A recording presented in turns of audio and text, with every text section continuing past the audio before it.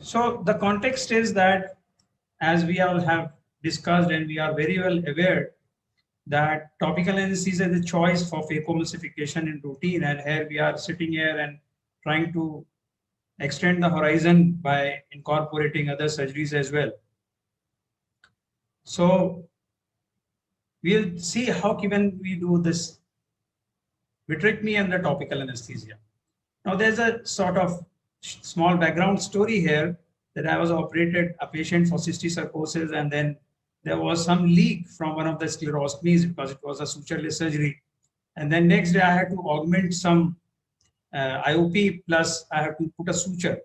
So I thought that putting in some amount of lignocaine would help in anesthetizing the patient. I didn't do it under local anesthesia because it was just a scleral suture.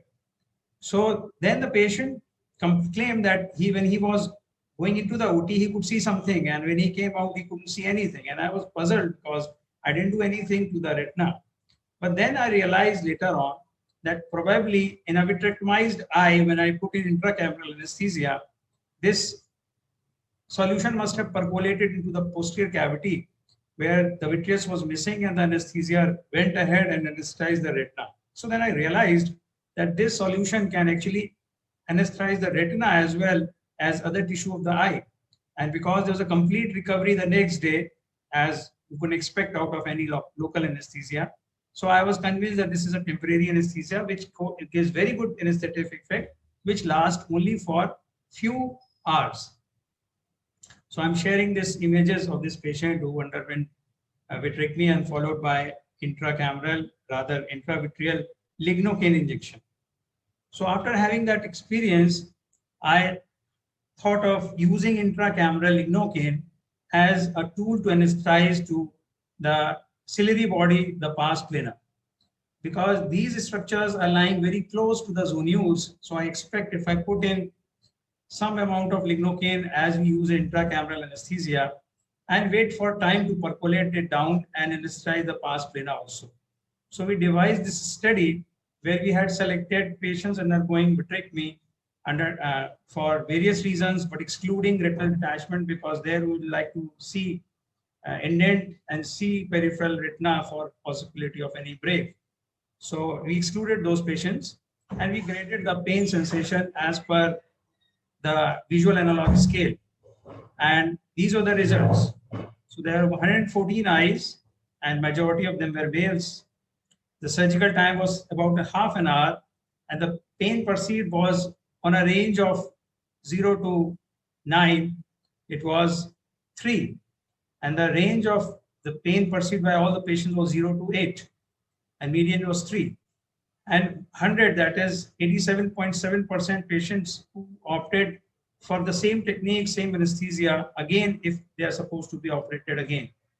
And the pain scores were not affected by the age or gender or educational status of the subject or indications of surgery and the use of silicone oil in case we had to put in silicone oil for any indication.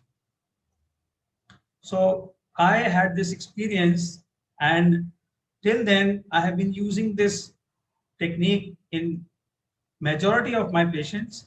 Yes, I do have few selection criteria that I don't usually use this technique in patients in whom I have to do some kind of scleral indentation or in whom I plan to do endolaser or laser using LIO, because I believe that intracameral anesthesia will not percolate into the vitreous cavity till it has had a vitrectomized eye. So I don't expect retina to get anesthetized till we have an empty vitreous cavity. And very important thing here is that one should wait for at least 2 to 3 minutes once you have injected intracameral lignocaine in the anterior chamber. And make sure that when you are injected, just let some aqueous seep out so that the intracameral anesthesia agent, which is used in a concentration of 1%, doesn't get further diluted by the aqueous. So you let the aqueous drain out, inject intracameral anesthesia, and then look at your clock. Give it some time to percolate and anesthetize the ciliary body and pars plana. And then when you start with your sclerostomies, which is supposedly the most painful procedure, use a trocar cannula set so that repeated entry and exit doesn't disturb the pars plana. And in cases, you can start with a situation where you have a media clearing surgery to be done without much manipulation needed. And this will build up your confidence. And about the utility for the patient, I feel that not only the experience would be less painful, but patients have also reported, especially in cases with media opacity where I'm doing it for vitreous hemorrhage, patients have reported gain in vision immediately after surgery. Although the gain further continues and you have better vision next day, but even after the surgery, they can perceive this change. And you can let the patient off without any patch because the muscles, the ocular movements, the lid, they all are working fine.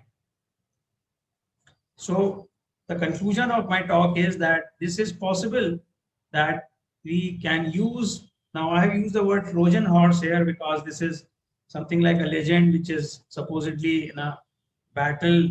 It was found that because the attacking army could not breach the walls of the fort, so they left behind a horse filled with some soldiers inside. So it was an artifact left behind, and the people inside the fortress, they thought that this is just a souvenir left to them. They pulled it inside, and during the night time, the soldiers, they came out and they opened the door. So I have named it accordingly, that you let lignocaine go inside from one door and it will disarm the anesthesia, the sensation and the pain sensation of the ciliary body pars plana. And then you can go ahead and create sclerostomies to reach into the vitreous cavity. So as per my experience and this study, I have concluded that this anesthesia provides adequate analgesia and it is safe for 23 gauge, which we have used in this particular study with high patient acceptability. So I hope that this will spark some idea in your mind, and maybe that you will also try this in selected patients of yours. Thank you.